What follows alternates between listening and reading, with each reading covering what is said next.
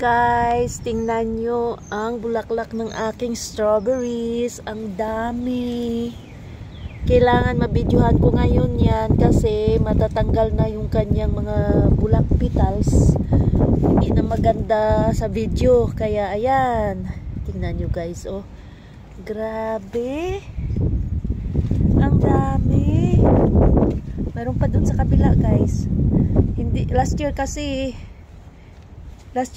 hindi yan, walang maraming strawberry dito last year eh. Doon sa kabila guys, oh.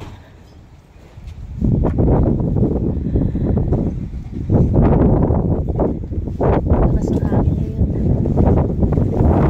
Ayan. Grabe, ang ganda tingnan guys.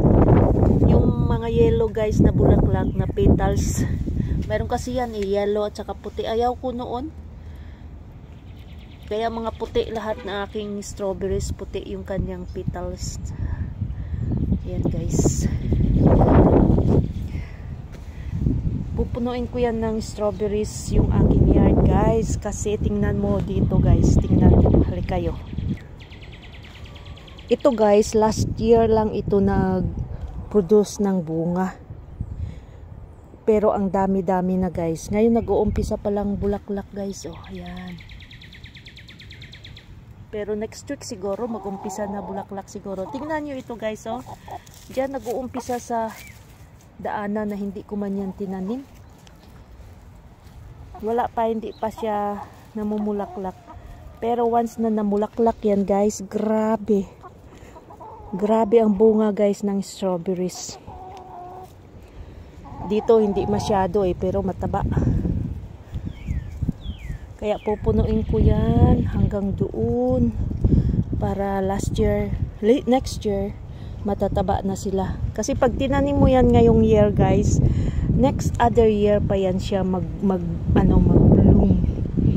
Next other year pa mag-produce ng maraming bunga. So ito, pang second year na ito ngayon guys. Antayin nyo guys mga May. Sa May guys. Nako. Puro update ng strawberries ang aking i-upload guys. So pag ganyan guys ang mukha niya, ganyan.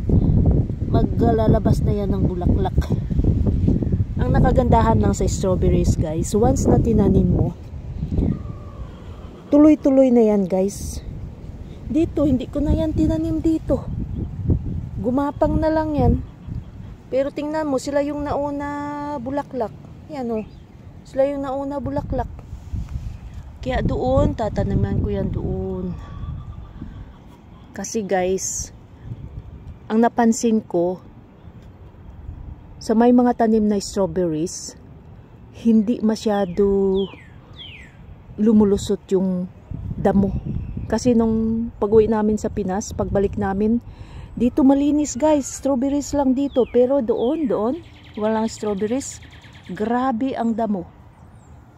Kaya grabe ang linis ko. Pero yung may mga strawberries, walang damo. Puro lang strawberries.